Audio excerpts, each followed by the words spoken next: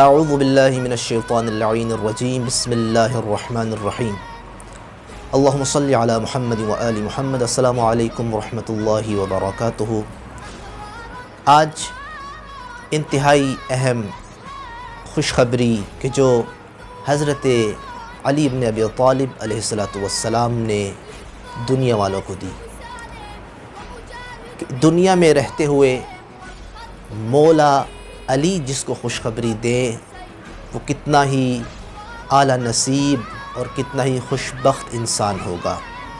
تو لہٰذا آئیں دیکھتے ہیں کہ مولا علی علیہ السلام خوشخبری کس کس انسان کو دے رہے ہیں۔ مولا نے فرمایا کہ دنیا والوں، تم مختلف کام کرتے ہو، تم تگ و دو کرتے ہو، پتہ نہیں تم کامیاب ہوگے یا کامیاب نہیں ہوگے، لیکن آج میں علی 4 بندوں کو خوشخبری دے رہا ہوں۔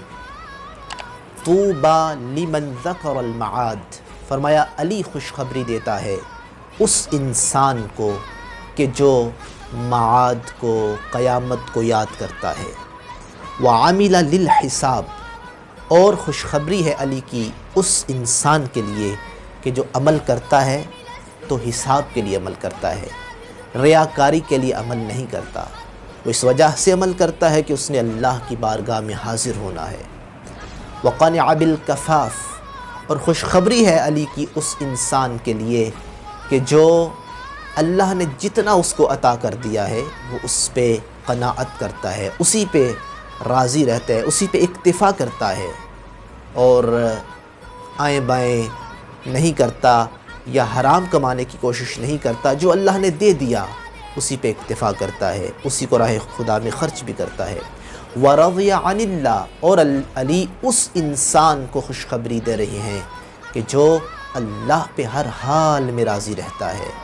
جو اللہ پہ ہر حال میں راضی رہتا ہے پھر اللہ تعالیٰ بھی اس سے راضی ہوتا ہے، اللہ تعالیٰ اسے نوازتا ہے۔ رضی اللہ عنہم ورضوا عنہ، اللہ ان سے راضی اور وہ اللہ سے راضی۔ تو یہ 4 انسانوں کو میرے مولا خوشخبری دے رہے ہیں۔ طوبیٰ، خوشخبری ہے جو قیامت کو یاد کرے، جو عمل کرے تو اس وجہ سے عمل کرے کہ اس نے اللہ کی بارگاہ میں جواب دینا ہے، اور جو اللہ اس کو عطا کرتا ہے اسی پہ اکتفا کرتا ہے، نہ شکری نہیں کرتا، اور جو اللہ اسے جس حالت میں بھی رکھے وہ اس حالت میں اللہ پہ راضی رہتا ہے۔ تو ان 4 انسانوں کو مولا علی علیہ السلام خوشخبری دے رہے ہیں۔ دعا کرتے ہیں کہ اللہ ہمیں ان باتوں پہ عمل کرنے کی توفیق عنایت فرمائے۔ والسلام ورحمۃ اللہ وبرکاتہ۔